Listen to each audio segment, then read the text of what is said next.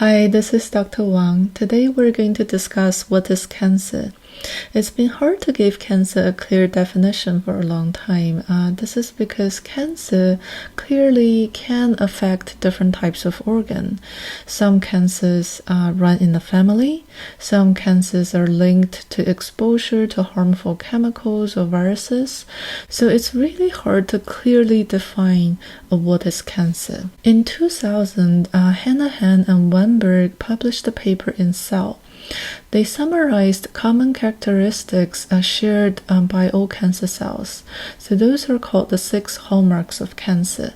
Later on, they published another paper adding 4 additional hallmarks. So just to keep things simple, today we're going to focus on the 6 original hallmarks. Before discussing cancer, let's discuss what happens under normal situation. Down here, we're looking at some epithelial cells tightly connected to each other. So if one cell is damaged, neighboring cells will undergo cell division to fill its place. So the decision to enter cell division is a tightly controlled process. Most of the time, the cell spends its time in the G0 phase or the quiescent phase. When stimulation occurs, the cell enters the cell cycle, undergo DNA replication, the G2 growth phase, mitosis, cytokinesis, and eventually leading to 2 cells. So at the surface of the cell are receptors that could sense signals either promoting cell division or signals that suppress cell division.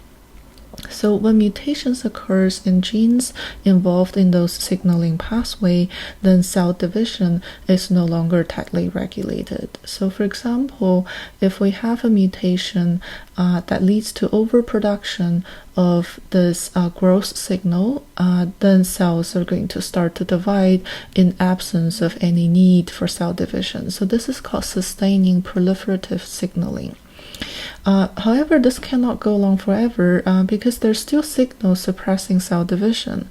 However, as cell divide, a mutation will continue to accumulate, and eventually a gene in this signaling pathway might be affected. I'm going to use a blue cell to represent that it has accumulated additional mutation.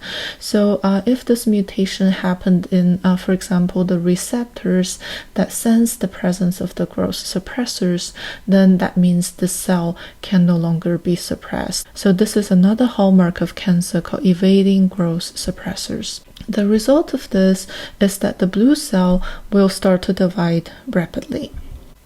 As cell divide, a mutation continue to accumulate, and now they start to look a bit abnormal.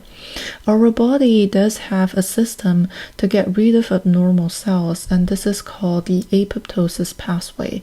Abnormal cells can be targeted by this pathway, and eventually they will undergo programmed cell death. This is of course regulated by genes as well. So if mutation hit a gene that regulate the apoptosis pathway, then the cell can no longer undergo apoptosis. So here I'm using an orange cell to represent that additional mutation has accumulated in the cell, so to disable the apoptosis pathway. So this is another hallmark of cancer, resisting cell death. So as a result, the orange cell will evade the apoptosis pathway and be able to go on, divide, and accumulate to a large numbers. However, those cells cannot divide indefinitely. This is because DNA cannot be replicated without any limitation. The chromosome in our cells are linear. Because DNA replication requires RNA primers, this determines that the very end of the linear DNA molecule cannot be replicated. So after one round of DNA replication, the DNA molecule will get shorter. So the system to overcome this problem is to add a structure called telomere to the 2 ends of the chromosome.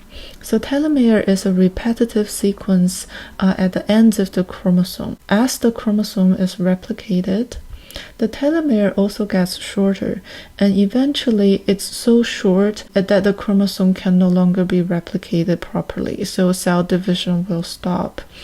However, in cancer cells, some of those cells will gain the ability to produce its own telomere, right? So the telomerase, the enzyme that produces telomere, can be upregulated in those cancer cells. So here I'm using this dark blue cell to represent that additional mutation has accumulated in this cell. And the result of that is, of course, the overaccumulation of now this dark blue cell.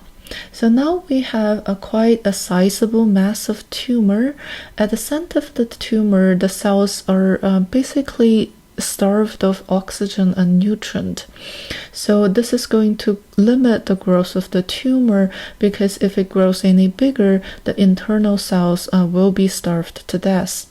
Our body does have a system to supply a nutrient to newly grown organs. This process is called angiogenesis. It's actually a normal process, occurs during embryogenesis. Newly developed organs can produce signals such as VEGF that attracts the growth of the blood vessel towards them. So if one of those cells gain the ability to produce such signals, it's going to attract the growth of the blood vessel, and this is going to basically provide the fuel to promote cancer growth. So now this cancer is going to get a lot bigger.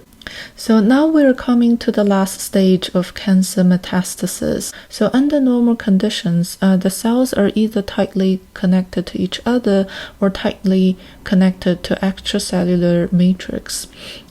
In cancerous cells, eventually some of those cells will be able to downregulate the adhesion molecules, basically detaching themselves from the neighboring cells and the extracellular matrix, and they can enter the bloodstream and then be able to move to other parts of the body. So what are the take-home messages? The tumor itself is made of a population of heterogeneous cells. The cells in the tumor have slightly different genetic makeup. They all accumulate slightly different collections of mutation. If a particular collection of mutation will allow that cell to generate signals to promote its own division, to evade growth suppressors, to resist cell death, to replicate without any limitation, then this cell basically will take over. And eventually, it's going to gain ability to attract blood vessel and the ability to move to other locations within the body. So you can almost think of this process as a miniature evolution in progress. The normal cellular functions are all in place to keep the cell number in check, while the cancer cells are trying to overcome those limitations and those selection pressures. So coming back to what defines cancer, an increase in mutation rate and elevation in cell division rate. So both factors basically speed up the process of evolution. It's going to allow the cells to rapidly acquire the hallmarks of cancer and to develop into a malignant tumor.